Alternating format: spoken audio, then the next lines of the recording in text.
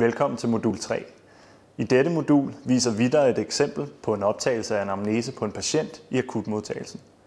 Undervejs vil jeg anbefale dig at tage nogle noter, da du til sidst selv skal på banen og skrive anamnesedelen af patientens indlæggelsesjournal. Hej her.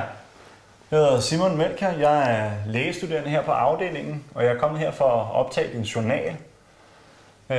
Det plejer gerne at tage cirka et kvarter, hvor jeg lige stiller dig en masse spørgsmål, men så også hvor jeg undersøger dig efterfølgende.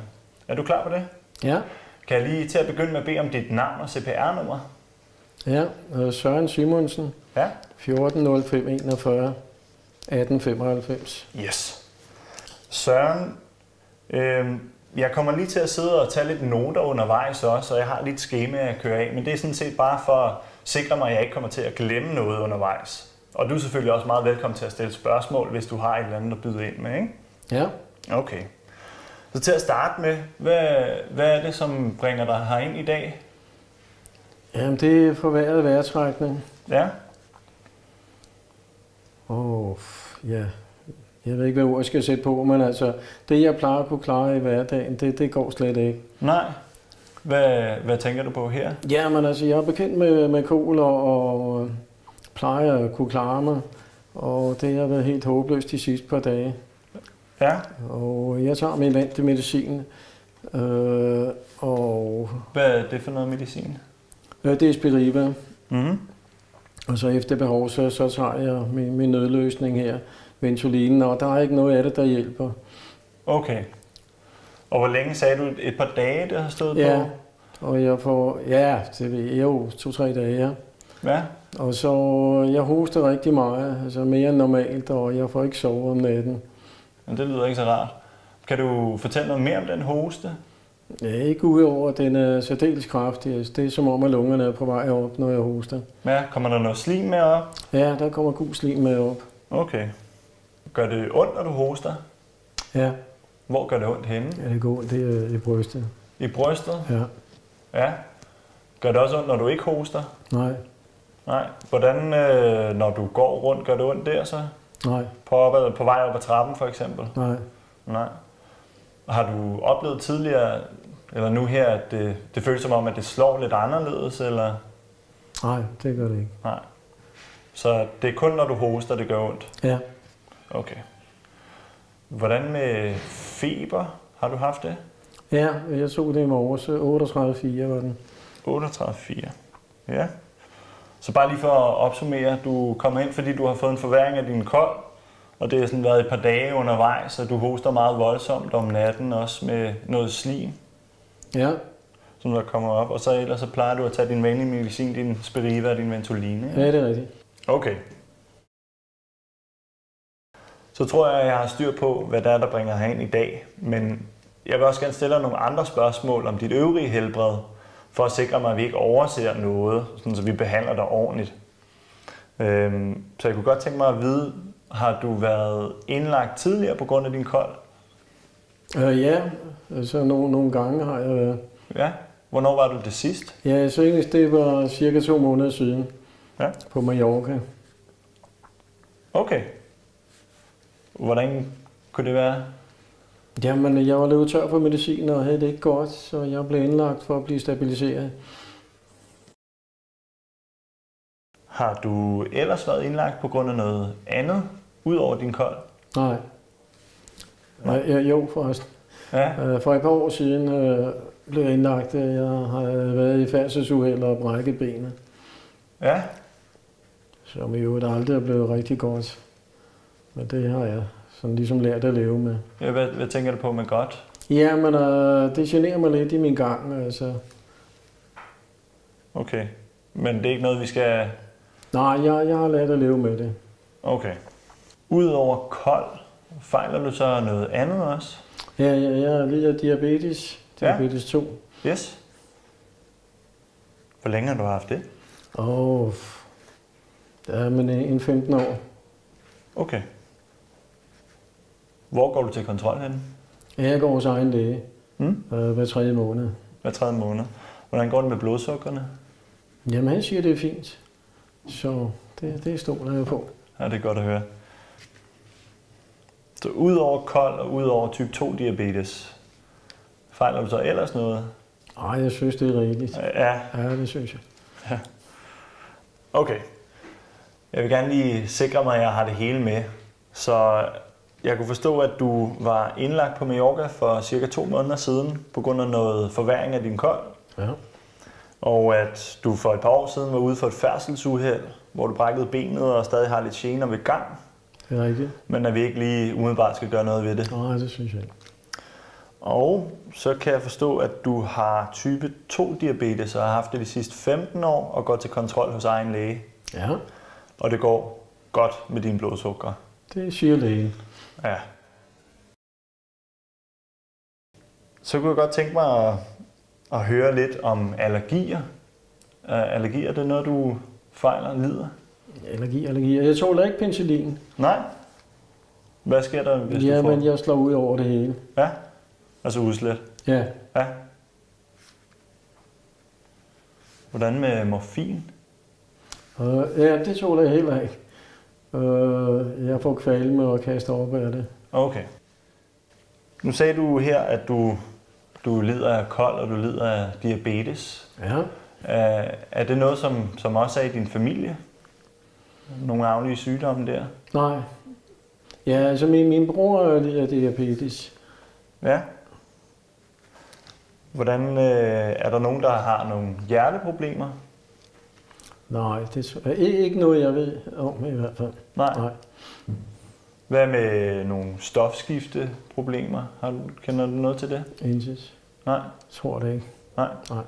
Hvad med allergi? Nej. Ikke noget, jeg har hørt om i hvert fald. Nej. Hvad med psykisk sygdom? Nej, Nej. Eller kræft? heller ikke. Nej. Okay. Så det er bare din bror? Det er bare min bror og mig. Okay. Nu kunne jeg egentlig godt tænke mig at høre, eller skaffe nogle flere oplysninger til journalen, sådan, så du får den rigtige behandling. Så jeg vil først stille dig en del spørgsmål om dit øvrige helbred, og så vil jeg lige komme tilbage og så høre lidt om den medicin, du tager, og så høre om alkohol, rusmidler, tobak, og så til sidst om dine sociale forhold. Okay. Ja? Godt. Har du haft noget hovedpine her for nylig? Nej. Eller oplevet svimmelhed? Nej. Og det går fint med at høre og se mig? Ja, det synes jeg. Ja, det er godt. Hvordan med, har du følt nogle kræftbesvær, noget kræftløshed? Ikke mere end, hvad der er normalt for mig. Nej. Hvad ligger der i det? Jamen, der ligger det i det, at sådan fysisk anstrengelse, der kniver det med at få vejret, og det er jo det, der accelererer nu her de senere dage her. Okay. Ja. Har du besvimet eller haft kramper? Nej. Nej. Har du haft nogle muskel- eller ledsmerter? Nej. Nej. Det var kun lige med det brækkede ben der ved færdselsuheldet? Ja, det generer lidt ved gang, ja. Ja. Hvordan med stivhed? Har du oplevet stivhed i ledene? Nej. Eller hævelse? Heller ikke. Nej. Okay. Så skal jeg lige høre dig, hvad du tager af medicin. Jamen, jeg tager jo min astma-medicin. Ja. Du nævnte din Spiriva. Ja. Ja.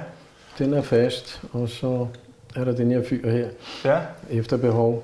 Efter behov. Hvor tit tager du din Spiriva? Jamen, altså 2 pus hver morgen. Ja.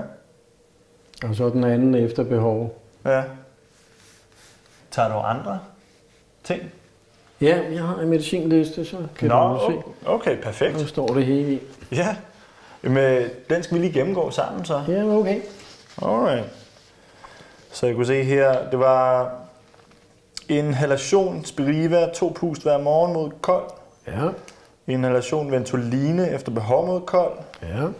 Og så står der tablet Metformin 500 mg 2 gange dagligt mod diabetes. Ja, det er godt. Og så står der tablet Simvastatin 40 mg 1 gang dagligt mod forhøjet kolesterol. Ja og nej. Mest nej. Mest nej? Ja, jeg bryder mig ikke om den. Nej? Hvad ligger altså, der i det? Jeg får ondt i alle led og muskler, så det, jeg ved ikke, hvem der har opfundet det middel, men det er ikke godt. Men du tager det ikke? En sjældent gang. Okay. Godt, jamen, tak skal du have. Så kunne jeg godt tænke mig lige at høre om alkohol, om det er noget, du nyder til daglig? Alkohol er alkohol. Jeg kan godt lide en enkelt øl til min frokost. Men det, bare en enkelt øl? Bare en enkelt, ja. Okay. Og hvordan er det med rygning? Jo. Ja, ryger du? Ja, lidt. Lidt? Er det en pakke om dagen? Nej. Altså, jeg har sat det voldsomt ned her cirka 5 år siden, så jeg er nede på 2 om dagen. Okay, det er da godt. Hvad var det inden da? Skal vi ind på det? Ja, skal vi. Jamen, det var en lille pakke, altså 10 om dagen. Og hvor længe var det? Det kan jeg ikke regne ud. Altså fra omkring, jeg var konfirmeret, eller 15 års alderen. Ja. Og så til for 5 år siden, ja. Yes, okay. Hvordan med rusmidler, hash og sådan? Er det hash?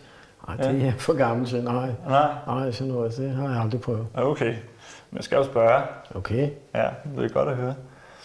Så jeg kunne godt tænke mig lidt at høre om dine sociale forhold. Jeg kunne forstå, du sagde tidligere, at du boede på anden sal. Ja, det er rigtigt. Og jeg går næsten ud fra, at der ikke er nogen elevator der. Absolut ikke. Nej. Men den plejer du så selv at komme op af i trappen? Jo. Altså, det er lidt hårdt arbejde, men det går. Ja. Bor du alene eller sammen med nogen? Nej, jeg bor alene. Min kone døde for 10 år siden.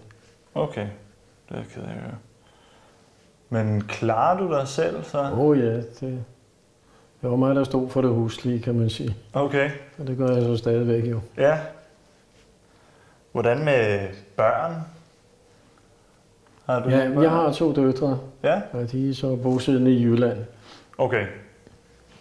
Men altså, vi kommunikerer over telefonen flere gange. Okay. I løbet af ugen, så. Og de er overhils på jo også nogle gange om året. Okay. Hvad laver du til daglig? Jamen, jeg er pensionist. Altså, jeg er gammel folkeskolelærer. Okay. Det var så lige... Det var sådan set det, jeg gerne lige ville vide her nu til at starte med. Ja. Og selvom det egentlig lyder til, at det er lungerne, den er gal med, så kunne jeg godt tænke mig at lave en fuld top-til-tå objektiv undersøgelse af dig. Ja. Så det starter vi med nu her. Ja, det er okay. Okay, super. Det var et eksempel på optagelse af anamnese. Prøv nu selv at skrive anamnesedelen af patientens indlæggelsesjournal, hvor du husker at disponere de forskellige afsnit i den rigtige rækkefølge, samt at diktere både negativ og positiv fund. Husk med andre ord at diktere indledning, allergi, kave, dispositioner, ekspositioner, tidligere, aktuelt, øvrige organsystemer, alkohol, rusmidler og tobak, samt medicin og social. Lad os se, hvordan det gik. Sammenlign den anamnese, du har skrevet, med den, vi har lavet.